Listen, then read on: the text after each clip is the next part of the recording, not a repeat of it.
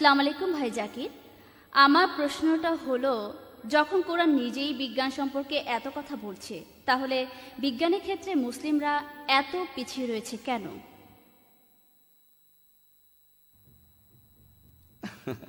বোন, আপনি প্রশ্ন করেছেন, যখন কোরআনে এত বেশি বিজ্ঞানের কথা বলা হয়েছে, মুসলমানরা তাহলে কেন পেছনে পড়ে আছে? বোন, আমি এখানে দায়ী করব মিডিয়াকে। আজকের দিনে মিডিয়া এর বেশিরভাগই পশ্চিমাদের হাতে। ইউরোপিয়ানরা মিডিয়া তাদের হাতে, স্যাটেলাইট তাদের হাতে, টেলিভিশন তাদের হাতে, CNN তাদের হাতে, BBC তাদের হাতে, সবই তাদের কবজায়। মিডিয়া এখন তাদের কবজায়। আর আমরা সবাই যে বইগুলো স্কুলে পড়ি, কলেজে যে বইগুলো পড়ি, আপনারা দেখবেন সেখানে অষ্টম থেকে দ্বাদশ শতাব্দীতে এই সময়টা ছিল অন্ধকারের যুগ। কাদের জন্য অন্ধকার? ইউরোপিয়ানদের অন্ধকার যুগ, পুরো পৃথিবী না। আরব এবং মুসলিমরা তখন অনেক বেশি উন্নত ছিল। অষ্টম থেকে দ্বাদশ শতাব্দীতে মুসলিমরা অনেক উন্নত ছিল, ইউরোপিয়ানরা পিছিয়ে ছিল। সেজন্য তারা বলে তখন পৃথিবী ছিল অন্ধকার যুগ। আসলে পৃথিবী অন্ধকার যুগে ছিল না, ইউরোপিয়ানরা অন্ধকারে ছিল। সেই সময়ের সামান্য যন্ত্রপাতি আর বিভিন্ন প্রযুক্তি দিয়ে অষ্টম থেকে দ্বাদশ শতাব্দীতে মুসলিম বিজ্ঞানীরা যে আবিষ্কার করেছেন সেটা অকল্পনীয়। এখন বিজ্ঞান অনেক উন্নত হয়েছে, অনেক আবিষ্কার হচ্ছে। তখনকার দিনের বিভিন্ন রকম সীমাবদ্ধতার মধ্যেও মুসলমান বিজ্ঞানীরা যে কত কিছু আবিষ্কার করেছিলেন সেটা অকল্পনীয়। যেমন ধরুন, আমি আমার লেকচারে বলেছি যে ইবনে নাফিস তিনি রক্ত সঞ্চালন প্রক্রিয়া আবিষ্কার করেন, কিন্তু মেডিকেল বইয়ে আছে, স্কুলের পাঠ্য বইতেও আছে, রক্ত সঞ্চালন প্রক্রিয়া কে আবিষ্কার করেন? William Harvey. সবাই উইলিয়াম হার্ভির নাম জানে, কেউ ইবনে নাফিসের নাম জানে না। ইবনে নাফিস রক্ত সঞ্চালনের কথা বলেছেন 400 বছর আগে। ইউরোপিয়ানরা পরবর্তীতে মুসলিমদের বইগুলো পড়েছে, তারপর সবাইকে বলেছে এটা তাদেরই আবিষ্কার। আপনারা যদি মুসলমানদের আবিষ্কারগুলো দেখেন, যেমন ধরেন আল ইদ্রিসি 1154 সালে তিনি প্রথম ব্যক্তি যিনি পৃথিবীর ম্যাপ আঁকেন, প্রথম পৃথিবীর ম্যাপ, প্রথম। ম্যাথমেটিক্স, মুসলমানরা ম্যাথমেটিক্সে অনেক উন্নত, আমরাই দশমিক পদ্ধতি চালু করেছি। আপনারা তো নম্বরগুলো জানেন, 1 2 3, এগুলো হলো আরবীয় সংখ্যা। এর বাদেও আরেকটা রোমান সংখ্যা আছে। এটাকে আরবীয় সংখ্যা বলা হয় কেন? কারণ আরবরাই এটা আবিষ্কার করেছে। দশমিক সংখ্যা আসলে আরবীয় সংখ্যা। প্রথম যে ব্যক্তি পিথাগোরাসের থিওরিটা প্রমাণ করেন তিনি আলতুসি। আমরা পিথাগোরাসের থিওরি জানি, কিন্তু আলতুসির নাম জানি না। তিনি প্রমাণ করেছেন যে অতিভুজের বর্গ সমান হলো অন্য দুই বাহুর বর্গের যোগফলের সমান। আল বিরুনি তিনি ছিলেন ত্রিকোণমিতির উপর একজন বিখ্যাত গণিতজ্ঞ। এরা সবাই খুবই বিখ্যাত। আল-খিন্দির নাম শুনতে পারেন। আল-খিন্দি ছিলেন একজন দার্শনিক, গণিতজ্ঞ এবং জ্যোতির্বিদ।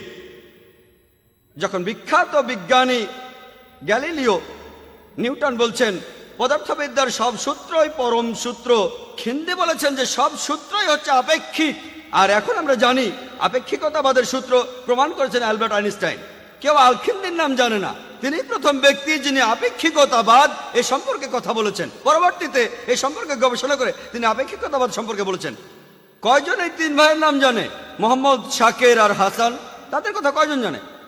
তারা পৃথিবীর পরিধির কথা বলেছিল লোহিত সাগরের একটা কৌণিক বিন্দু থেকে। তখন মানুষ ভাবত যে পৃথিবী সমতল। কেমিস্ট্রি, মুসলমানরা কেমিস্ট্রিতে অনেক উন্নত ছিল। ইবনে আয়ান, জাবের ইবনে আয়ান, ইউরোপিয়ানরা বলে গেবর। তাই যখন আমরা বইতে পড়ি গেবর, আমরা ভাবি কোনো ইউরোপিয়ান, আসলে মুসলিম। জাবের ইবনে আয়ান। আমরা গেবরকে চিনি, জাবেরকে চিনি না। তিনি প্রথম অ্যালকোহল পরিশোধিত করেন। অ্যালকোহল এসেছে আরবি শব্দ আলগুল থেকে, অর্থাৎ ভূত, খারাপ প্রেতাত্মা। অ্যালকোহল আরবি শব্দ। তিনি কেমিস্ট্রির উপরে 2000 পৃষ্ঠার বই লিখেছেন। মোহাম্মদ জাকারিয়া রাজি, তিনি মেডিসিনে বিখ্যাত ছিলেন। তিনি গুটি বসন্ত এবং হামের ব্যাপারে বিখ্যাত চিকিৎসক ছিলেন। তিনি প্রথম পারদ মেশানো মলম ব্যবহার করেন। তিনি শিশুদের রোগের উপর বই লিখেছেন। এমন অনেক মুসলিম বিজ্ঞানী আছেন। আলী ইবনে আব্বাস, তিনি মেডিসিনের উপর 20টা বই লিখেছেন। আলী ইবনে সিনা, পশ্চিমারা বলে আভিসিনা, আভিসিনা শুনে মুসলিম মনে হয় না। আলী ইবনে সিনা মুসলিম, আভিসিনা মুসলিম না। তাকে তখন বলা হতো প্রাচ্যের অ্যারিস্টটল। তিনি একটা বই লিখেছিলেন, কানুন। এই বইটা মেডিসিনের পাঠ্য বই হিসেবে বিভিন্ন জায়গায় পড়ানো হয়েছে 17শ শতাব্দী পর্যন্ত। ইবনে জুহরের নাম কে জানে? তিনি হলেন আলেকজান্দ্রিয়ার পর প্রথম কেউ যিনি প্যারাসাইটোলজি নিয়ে কথা বলেছেন, এইচ মাইটের কথা বলেছেন, পেরিকার্ডাইটিস, তিনি ওটাইটিস মিডিয়ার কথা বলেছেন, ট্র্যাকিওটমি। অনেক চিকিৎসক আল জাহারি ছিলেন বিখ্যাত ডেন্টিস্ট, একজন সার্জন, এছাড়াও একজন প্রসূতি বিশেষজ্ঞ। তিনি সার্জারির বিভিন্ন রকম যন্ত্রপাতি আবিষ্কার করেন, গাইনোকোলজি আর ডেন্টিস্ট্রির যন্ত্রপাতি। আমরা অনেকেই হয়তো এগুলো জানি, কিন্তু মিডিয়া এখন রয়েছে পশ্চিমাদের হাতে। মুসলিমরা অনেক উন্নত, তবে আপনার কথাটা আমি মানছি, বর্তমানে আজকে মুসলিমরা জ্ঞানে বিজ্ঞানে পিছিয়ে যাচ্ছে। কারণটা জানেন? ইউরোপিয়ানরা এগিয়ে যাচ্ছে। কারণটা জানেন? মুসলিমরা পিছিয়ে যাচ্ছে কারণ তারা পবিত্র কোরআন থেকে দূরে সরে যাচ্ছে। আমরা ধর্ম থেকে অনেক দূরে সরে যাচ্ছি।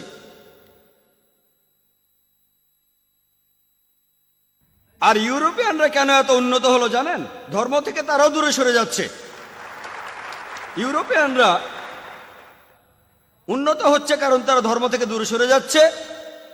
মুসলিমরা আমরা পিছিয়ে যাচ্ছি কারণ আমরাও ধর্ম থেকে দূরে সরে যাচ্ছি। এখানে আমি মুসলিম ভাই বোনদের অনুরোধ করব, অমুসলিমদেরও বলবো, আপনাদের সবাইকে বলছি, কেন আপনারা পবিত্র কোরআন পড়বেন না অর্থ বুঝে? কেন আমরা আয়াতগুলোর অর্থ বুঝবো না? আমরা কোরআন নিয়ে যা করি চুমু দিয়ে উপরে রেখে দেই। কোরআন শুধু চুমু খেয়ে উপরে রাখার জন্য নয়, দৈনন্দিন জীবনে কোরআনের নীতি প্রয়োগ করতে হবে। যদি দৈনন্দিন জীবনে কোরআন মেনে চলেন, অর্থ বুঝে পড়েন, ইনশাল্লাহ আমরা আবার পৃথিবীতে সবার উপরে থাকবো। আশা করি উত্তরটা পেয়েছেন।